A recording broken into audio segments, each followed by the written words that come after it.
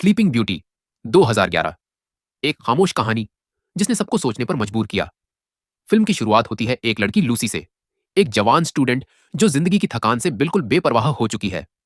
वो कॉलेज के साथ साथ छोटी छोटी नौकरियां करती है, कभी रेस्टोरेंट में, कभी ऑफिस में और कभी मेडिकल एक्सपेरिमेंट्स में। अपने शरीर के टेस्ट करवाती है। उसके चेहरे पर कोई भाव नहीं होते, बस एक सन्नाटा जो उसके अंदर के खालीपन को दिखाता है। उसकी जिंदगी बिल्कुल मशीन जैसी लगती है। उठना, काम करना, सो जाना और फिर वही अगला दिन शुरू हो जाना। एक दिन उसे एक अजीब और अमीर दुनिया से बुलावा आता है। एक औरत उसे एक नई नौकरी ऑफर करती है। ये कोई आम नौकरी नहीं होती, बल्कि एक गुप्त सेवा, सीक्रेट सर्विस होती है, जहां लूसी को स्लीपिंग ब्यूटी बनाया जाता है। उसे एक दवा दी जाती है जिससे वो गहरी नींद में चली जाती है और फिर कुछ बूढ़े अमीर लोग उसके कमरे में आते हैं। नियम यह है कि कोई भी उसके साथ शारीरिक संबंध नहीं बना सकता। वो बस उसके पास बैठ सकते हैं, उससे बातें कर सकते हैं या अपने दिल का बोझ उसके सोए हुए चेहरे के सामने निकाल सकते हैं। ये सीन बहुत ही शांत, अजीब और बेचैन कर देने वाला होता है। कैमरा धीरे धीरे लूसी के सोए हुए चेहरे पर फोकस करता है और उस सन्नाटे में एक अजीब सी बेचैनी महसूस होती है। जब लूसी उठती है तो उसे कभी नहीं पता चलता कि उसकी नींद के दौरान क्या हुआ था, लेकिन उसके अंदर डर और जिज्ञासा दोनों बढ़ने लगते हैं। उसके मन में एक सवाल बार बार घूमता है, जब मैं सो रही थी तब मेरे साथ क्या हुआ। यही जिज्ञासा उसे अंदर तक परेशान कर देती है और वो एक दिन फैसला करती है कि वो अपने सोने के सेशन को कैमरे में रिकॉर्ड करेगी।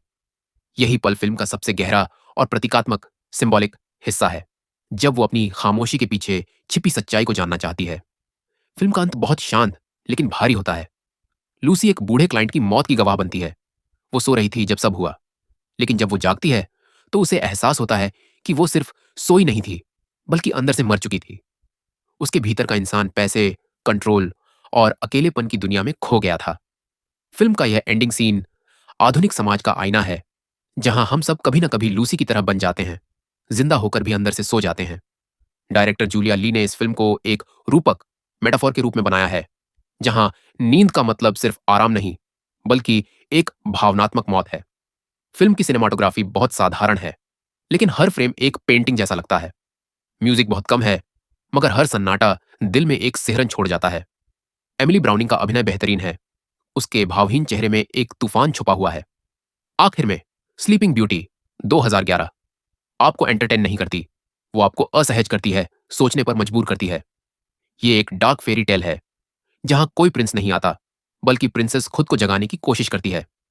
मेरा रेटिंग 7.5/10। एक खामोश, कलात्मक और गहराई वाली फिल्म जो आपको अंदर तक छू लेगी। अगर आपको सोचने पर मजबूर करने वाली, प्रतीकात्मक, सिंबॉलिक और अलग तरह की फिल्में पसंद हैं, तो स्लीपिंग ब्यूटी 2011 जरूर देखिए। पर दिल मजबूत रखिए।